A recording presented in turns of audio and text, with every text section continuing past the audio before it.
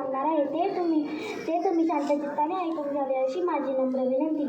उत्सव तीन रंगांचा आभाळ आज सजला, उत्सव तीन रंगांचा आभाळ आज सजला, नतमस्तक मी त्या सर्वांचा ज्यांनी भारत देश घडवला, नतमस्तक मी त्या सर्वांचा ज्यांनी भारत देश घडवला. सन्माननीय व्यासपीठ, वंदनीय गुरुजनवर्ग आणि येथे जमलेल्या माझ्या बालमित्रांनो, आज 15 ऑगस्ट आपण सर्वजण येथे आपल्या भारताचा स्वातंत्र्य दिन साजरा करण्यासाठी एकत्र जमलो आहोत. सर्वप्रथम तुम्हा सर्वांना भारतीय स्वातंत्र्य दिनाच्या खूप खूप शुभेच्छा. मित्रांनो, 15 ऑगस्ट हा भारताच्या सन्मानाचा व अभिमानाचा दिवस आहे. या दिवशी 15 ऑगस्ट 1947 रोजी आपला भारत देश इंग्रजांच्या अनेक वर्षांच्या गुलामगिरीतून मुक्त झाला. आपल्या भारत देशाला स्वातंत्र्य सहजासहजी मिळाले नाही.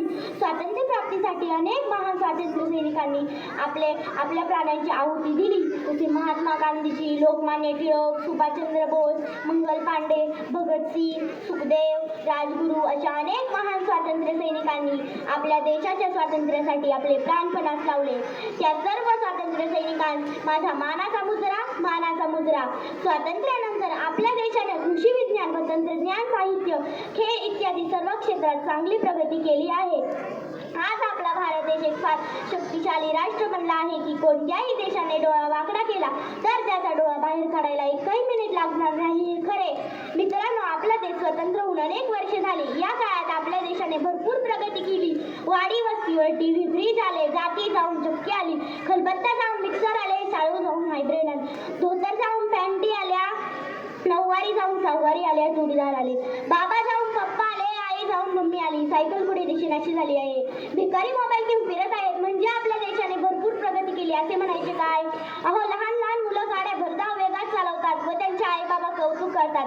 अहो, चाललंय काय? फॅशनच्या नावाखाली आजकालची मुलं चांगल्या पॅन्टी फाडताय व त्यांना ढिगं लावताय.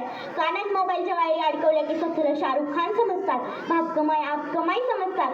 कमवायची नाही अक्कल व खर्चायला कमी नाही अशी आजकालची तरुण पिढी. आपण सुधरायची असे म्हणायचे काय?